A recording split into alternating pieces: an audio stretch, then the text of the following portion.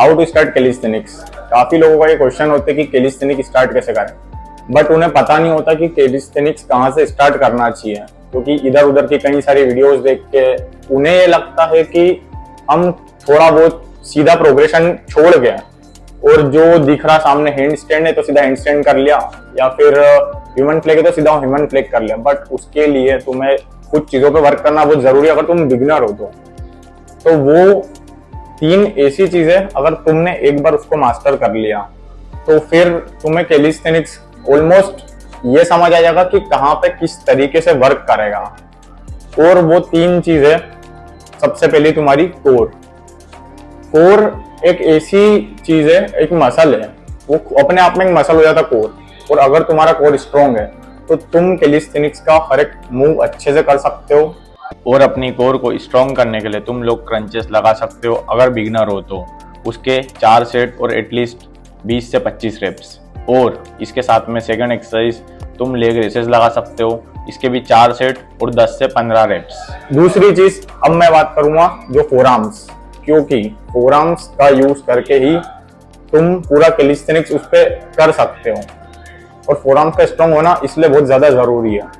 जरूरी ये नहीं है कि तुम्हारे फोरआर्म्स बड़े हो, जरूरी ये है कि फोरआर्म्स में सबसे ज्यादा स्ट्रेंथ हो, क्योंकि हाथों से ही तुम कोई भी मूव करोगे या कोई भी स्किल करोगे कैलिस्थेनिक्स की। और अपने फोरआर्म स्ट्रॉन्ग करने के लिए तुम लोग इस तरीके से डंबल फोरआर्म कर लगा सकते हो। और सेकंड एक्सरसाइज डंबल रिस्ट कर, जो कि इस तरीके से लगाना है। तीसरी चीज जो है वो है शोल्डर, क्योंकि शोल्डर का इन्वॉल्वमेंट हर एक चीज में होना जरूरी है। होता ही एक्चुअल में, अगर तुम कोई भी ह्यूमन फ्लैग कर रहे हो, हैंड स्टैंड कर रहे हो, या फिर कोई भी स्किल कर रहे हो, या कोई भी मूव कर रहे हो कैलिस्थेनिक्स का, तो उसमें शोल्डर का एंगेजमेंट बहुत ज्यादा होगा। और अगर तुम्हारा शोल्डर वीक है तो तुम्हारे इंजरी के चांसेस बहुत ज्यादा बढ़ सकते हैं। और शोल्डर की स्ट्रेंथ बढ़ाने के लिए तुम लोग शोल्डर डंबल प्रेसेस लगा सकते हो। और सेकंड एक्सरसाइज है पाइक पुशअप्स, जो तुम्हारे शोल्डर की स्ट्रेंथ बढ़ाएगा काफी। तो ये तीनों चीज को सबसे पहले अच्छे से स्ट्रॉन्ग करो, ताकि तुम कैलिस्थेनिक्स के हर एक मूव को इजीली सीख सको और अपनी बॉडी में एक अच्छी स्ट्रेंथ बिल्ड कर सको। एक बार तुमने ये तीनों चीज को अच्छे से स्ट्रॉन्ग कर लिया, अगर तीनों बॉडी पार्ट ऐसे, अगर तुम्हारे ये 3 बॉडी पार्ट स्ट्रॉन्ग हो जाते हैं, उसके बाद तुम्हें अब इन चीजों पर वर्क करना है जो कैलिस्थेनिक्स में तुम्हारी ऑलमोस्ट 80% हेल्प करेगा।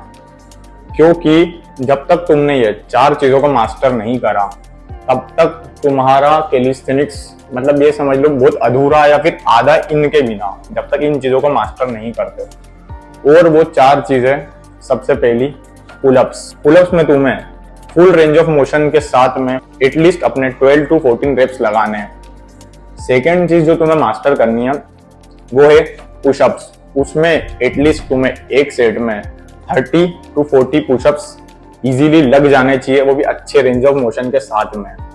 प्लस थर्ड चीज जो आएगी डिप्स, एटलीस्ट एक सेट में तुम्हारी 12 to 14 डिप्स इजीली और अच्छे रेंज ऑफ मोशन के साथ में लगनी चाहिए। और लास्ट जो मैं ये नहीं बोलूंगा कि कैलिस्थेनिक्स में वर्क करेगा, बट वो तुम्हारी बॉडी की स्टेबिलिटी में बहुत ज्यादा वर्क करेगा, वो है तुम्हारे लेग्स। और तुम्हें लेग्स के लिए स्क्वाट्स एटलीस्ट एक सेट में 40 to 45 इजीली लग जाने चाहिए। तुम्हें अगर इनमें से किसी भी स्किल का या किसी भी मूव का डिटेल वीडियो चाहिए हो या फिर सीखना हो, और तुम्हें लगता है कि यार एकदम इजी कोई तरीका हो या किसी अच्छे प्रोग्रेशन के साथ में तुम्हें सीखना हो कोई भी मूव, तो नीचे कमेंट करके बताना, मैं उस पर एक डिटेल वीडियो अच्छे से बनाऊंगा।